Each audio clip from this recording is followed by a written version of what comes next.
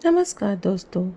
आज हम आपको एक ऐसी कहानी सुनाएंगे जो आज के बदलते रिश्तों पे बहुत बड़ी कटाक्ष है।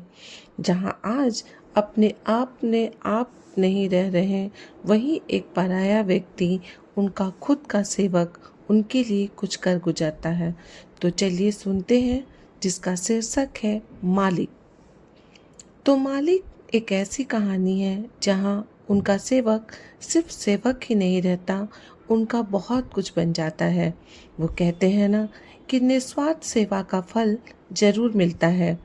किसी ने तो बहुत खूब कहा है कि बंद घरों में प्रवचन तो कई सुनाते हैं, कभी धूप में सड़कों पे आके तो देखो। इस बेदर्द जमाने में अपने दर्द को मिला के तो देखो। खुद पता चल जाएगा तुमको, इस दुनिया वाले को अपना बना के तो देखो। यहाँ मालिक यानी सूरजमल की बात हो रही है और उनके सेवक गोरखा की हो रही है। सेवक यानी गोरखा कई साल पहले अपने देश नेपाल को छोड़कर गुजरात आ गया था और सूरजमल के घर बचपन से ही रह रहा था और धीरे धीरे सूरजमल का प्रिय सेवक बन गया और सूरजमल उसकी वफादारी को देखते हुए उसे अपने बिजनेस का हिस्सा बना लेते हैं। ऐसे ही सूरजमल का बिजनेस काफ़ी आगे चलने लगता है। सूरजमल और भी ज़्यादा गोरखा से खुश हो जाते हैं।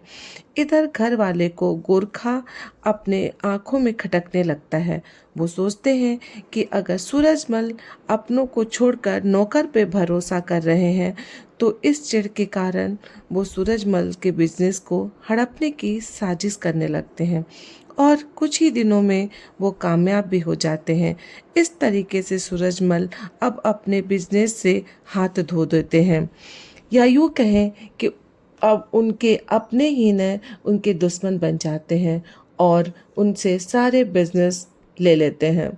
उनकी इस हालात को देखते हुए उनकी पत्नी और बच्चे भी उनका साथ छोड़ देते हैं, दूसरे शहर चले जाते हैं।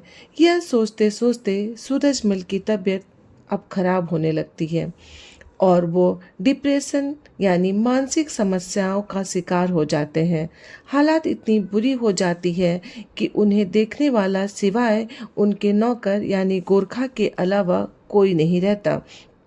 सूरजमल की हालत तेजी से खराब होने लगती है।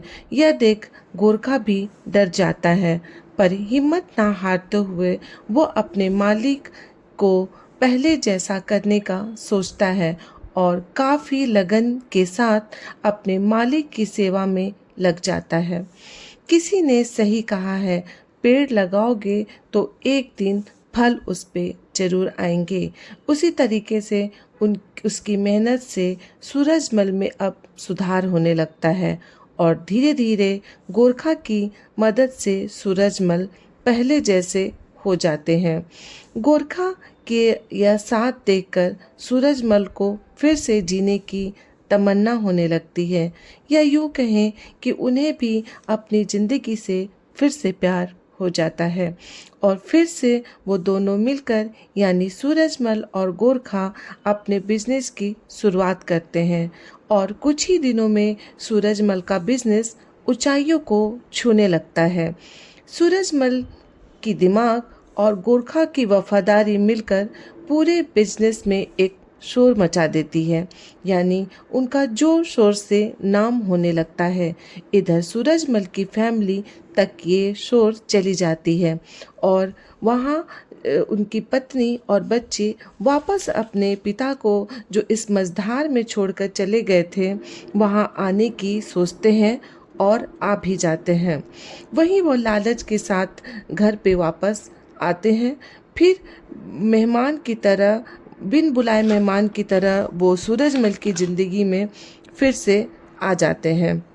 सूरजमल को ये बातें बहुत अच्छी से याद रहती हैं और उन्हें देखते ही जोरों से ये बात उन्हें याद आने लगती है और वो विचार करने लगते हैं कि इन्होंने मेरे साथ क्या किया था। पर वो मन ही मन कुछ फैसला ले लेते हैं, क्योंकि उनको पता था कि उन्हें कैंसर है और वह अब बहुत दिनों तक जिंदा नहीं रहेंगे। यही सोचते हुए वो अपने परिवार वालों को और गोरखा को बुलाते हैं। पत्नी और बच्चे यह सोचकर खुश हो जाते हैं कि आज तो वकील भी पिताजी ने बुलाए हैं और सारी संपत्ति हमारे नाम कर देंगे। यह देखकर सूरजमल के चेहरे पर मुस्कान आ जाती है। सूरजमल के चेहरे पर मुस्कान आ जाती है। सूरजमल के चेहरे की मुस्कान देखकर परिवार वाले और भी खुश हो जाते हैं। पर ये क्या, सूरजमल ने सभी के इरादों पर पानी फेरते हुए अपने सेवक यानी गोरखा के नाम अपनी जायदाद जायदाद यानी बंगला और ज़मीन कर देते हैं और परिवार वाले को खुशी उड़ जाती है, जैसे मानो शिकारी की पैरों की आहट सुनकर पक्षी उड़ जाते हों। और गोरखा एकटक अपने मालिक को निहारता रहता है कि मालिक ने ऐसा कैसे और क्यों किया। तो ये कहानी थी एक मालिक और नौकर की, जहाँ मालिक ने अपने नौकर को ही अपना सब कुछ समझा, क्योंकि रिश्ते होने से नहीं वफा के साथ निभाने से होते हैं। और गोरखा ने अपने मालिक को ही अपना संसार समझा और मालिक ने उसे अपनी बहुत बड़े रिश्ते में, या यूँ कहें आने वाले बारिश की जगह दी। कैसी लगी ये कहानी आपको? अच्छी लगी हो तो लाइक करें, सब्सक्राइब करें